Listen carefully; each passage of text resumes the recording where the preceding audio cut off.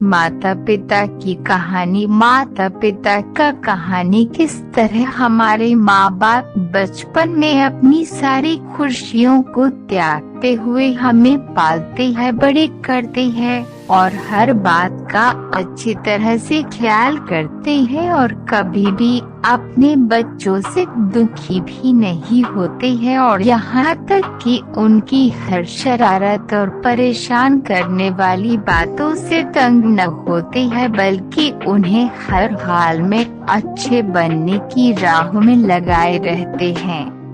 लेकिन जैसे वक्त के करवट के साथ समय बीतता जाता है और यही बच्चे बड़े बन जाते हैं, पैसा कमाने लगते हैं और खुद को इतना बड़ा समझने लगते हैं कि उन्हें अपने स्वार्थ के आगे कोई नहीं दिखता है, ऐसे में उनके वही माँ बाप बोझ भी लगने लगते हैं और बुढ़ापे में माँ बाप की सेवा करने और उन्हें खुश करने की बजाय उनमें ही दोष निकालने लगते हैं। ऐसे संतान होने ना होने के बराबर ही होते हैं जो बुढ़ापे में अपने माँ बाप की सेवा नहीं कर सकते हैं, दो वक्त समय निकालकर उन्हें साथ कुछ पल नहीं बिता सकते हैं। ऐसे बच्चे माँ बाप के बुढ़ापे की लाठी बनने की बजाय उल्टा माँ बाप को बोझ समझने लगते हैं।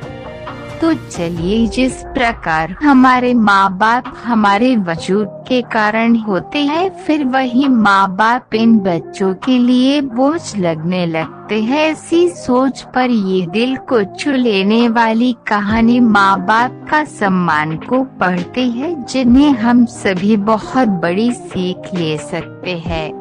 एक 80 वर्षीय व्यक्ति अपने 45 वर्षीय उच्च शिक्षित बेटे के साथ अपने घर में सोफे पर बैठा था। अचानक उनकी खिड़की पर एक कौवा बैठ गया। पिता ने अपने बेटे से पूछा, ये क्या है? बेटे ने जवाब दिया, यह एक कौवा है। कुछ मिनटों के बाद पिता ने अपने बेटे से दूसरी बार पूछा, ये क्या है? बेटे ने कहा, पिता, मैंने अभी आपको ये एक कौवा है कहा है।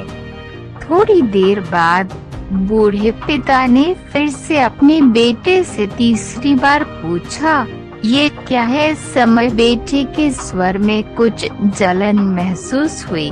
तब उसने अपने पिता से चुचलाते हुए बोला, ये कौवा है, एक कौवा। थोड़ी देर बाद पिता ने फिर से अपने बेटे से चौथी बार पूछा, ये क्या है? इस बार बेटा अपने पिता पर चिल्लाया, आप मुझसे बार बार एक ही सवाल क्यों पूछते रहते हैं? हालांकि मैंने आपको कई बता चुका हूँ कि ये एक कौवा है, क्या आप इसे समझ नहीं पा रहे हैं?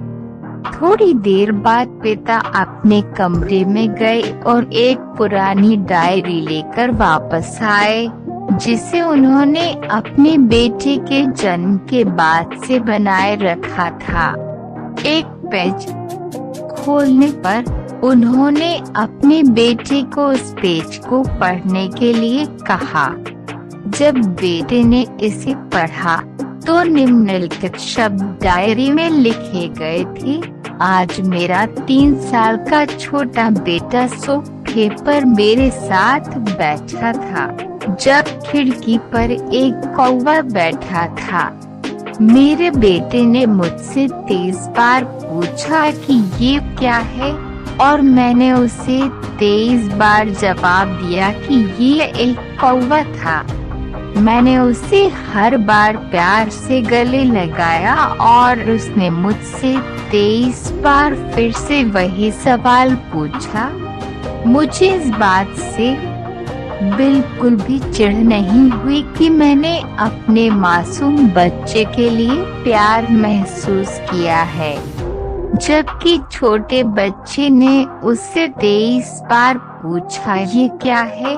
पिता को 23 बार पूरे सवाल का जवाब देने में कोई जलन महसूस नहीं हुई और आज जब पिता ने अपने बेटे से सिर्फ 4 बार यही सवाल पूछा तो बेटे को चिढ़ और गुस्सा महसूस हुआ।